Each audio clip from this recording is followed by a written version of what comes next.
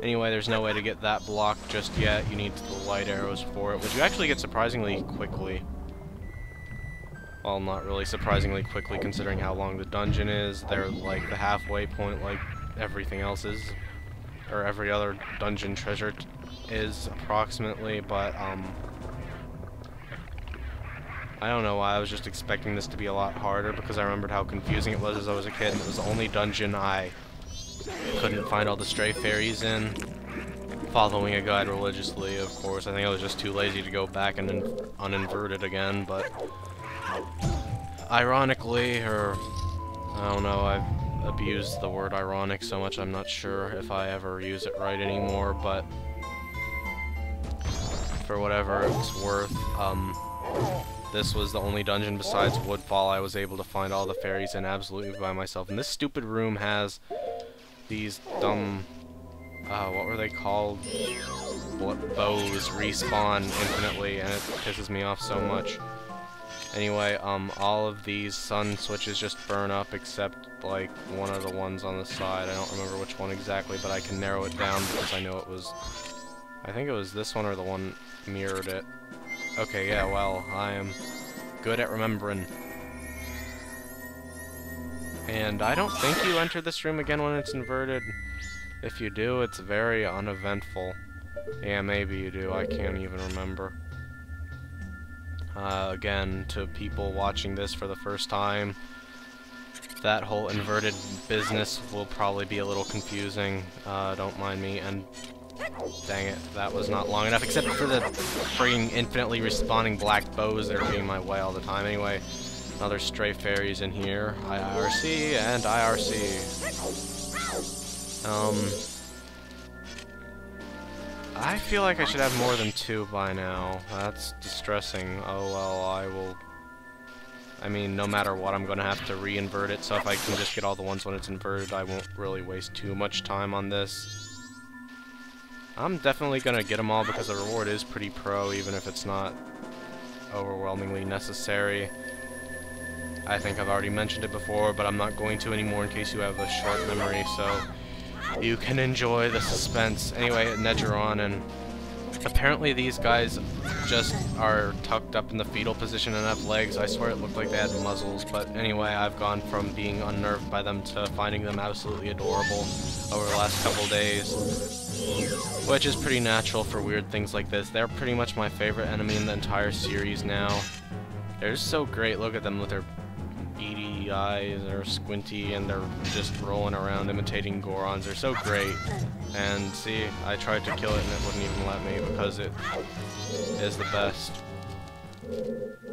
And this is the only game they've appeared in. There are Goron lookalikes or things that are supposed to be Gorons or little Goron fairies or some weird crap that is Goron-esque in other games, but as far as I can tell, and according to Zelda Wiki, that is the only instance of a Negeron.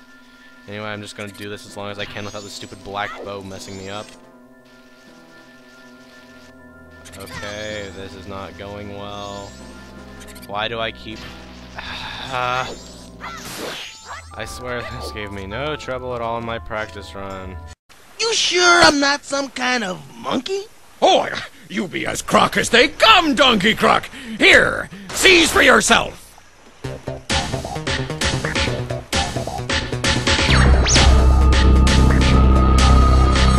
Feast your eyes, look into the mirror, it never lies. You're a pirate, can't you see that this is no disguise? You live to loot and pillage, maim and terrorize. Your reflection tells a story of a pirate's life of glory. Trust your eyes, the mirror never lies. How can this be? I faintly recall swinging tree to tree. Now I see a pirate that's in front of me, with slimy skin and beady eyes, what a surprise. The reflection tells the story of a pirate's life of glory. Trust my eye, the mirror never lies. The reflection tells the story of a pirate's life of glory. Trust your eye, the mirror never lies. The mirror never lies. you spawn out of nowhere, you prick? Oh, I see you, I see you, I see you. Oh, you're so cute. Spawning out of nowhere. You're so clever. You jump on me because that is a fair tactic. And finally that worked. Ugh. Anyway, there's just randomly rupees over here guarded by Nedgerons. I don't know why, but I like Nedgerons, so whatever.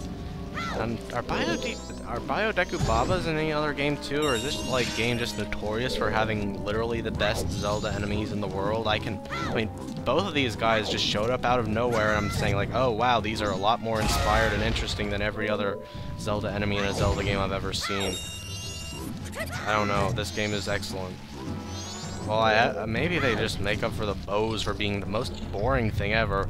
I mean, I already made a rant on that, but yes, they're just stupid. And for some reason, this part was really easy the first time, and then took me a bunch of tries the second time, and good thing I switched out the Zora, because I totally forgot I was supposed to do this.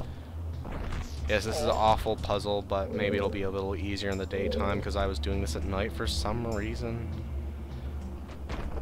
I really can't figure out why, because there wasn't much I should have been doing beforehand in my practice file.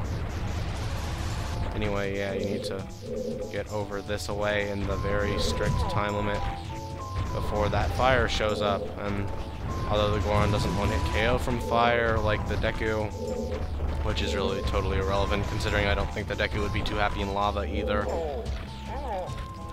It's still a bit difficult to navigate these twists and turns, if you will. And I have no idea why you wouldn't accept the terminology twists and turns. It really feels like I should be able to glitch over this for the sake of the Let's Play. I will do that anyway, that's reasonable, right?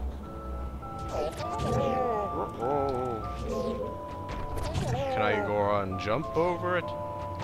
I mean, it almost seems like you would be able to use the Deku to fly up in there and land on the switch, then switch to a Goron. I almost want to try that, but it seems a little wonky, and I'll show it the way it's meant to be done. That kind of crap can be saved for... I have absolutely no idea what it can be saved for, but...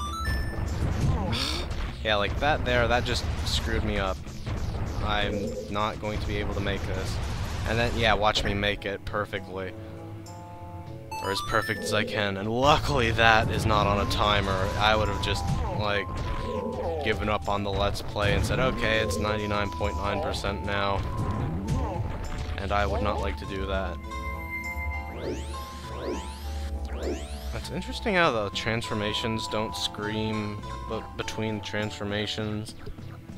I mean, you could say that they just didn't want to make screaming animations for every single iteration of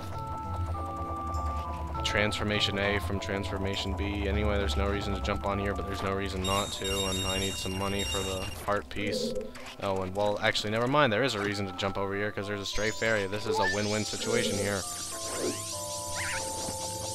Anyway, these things are great. They're like the Deku flowers, except they propel you upwards, and they last a lot longer than the Deku flowers, and they're not jerks like the Deku flowers.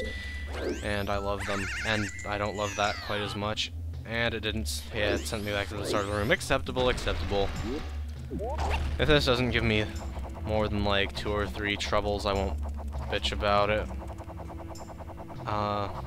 And also, I don't accept that bitch is a swear word. I use it as a verb, but I think it's only offensive if you're calling someone that to berate them. And at that, I think that people probably shouldn't be offended by words as much as they, like, are. And, yeah, this is the one hard bit of it, because you're on a timer for some arbitrary reason. I don't know why he sometimes gives up and sometimes doesn't, and, oh great, my computer went to sleep mode. What great commentary. Oh well, I haven't done that in a while, and of course, like, oh gosh, now I'm afraid that because... why do you turn me around, you jerk? I don't want to be turned around. No, I mean, I know you think maybe he wants to be turned around, but no, this is not in fact the case. Why is it so hard to control this crazy thing? I'm just gonna drop here and, yeah, whatever, it wasn't in the lava, I almost hoped it was. You prick. Go back to the start of the room. Good. I was gonna say, if it made me climb up the ladder, I would've just given up. But anyway, yeah, now that I've, like, had the first instance of going into sleep mode by accident in a million years, I'm sure that I'm going to inexplicably actually have my recording stop from it, and that's making me want to stop right now. And this bomb chew is just the most enormous prick in the world because it respawns and it makes it hard to get through this already stupid, barely possible by the realms of the engine area. There's like no efficient way to do it. If you wanted, you could, I guess, stop over on that platform, switch to regular link, get out your arrows, shoot down the... I mean, will that even be possible from any of the vantage points you get? And of course you can't go around this way because taking a long way around just doesn't give you enough time to get to the thingy.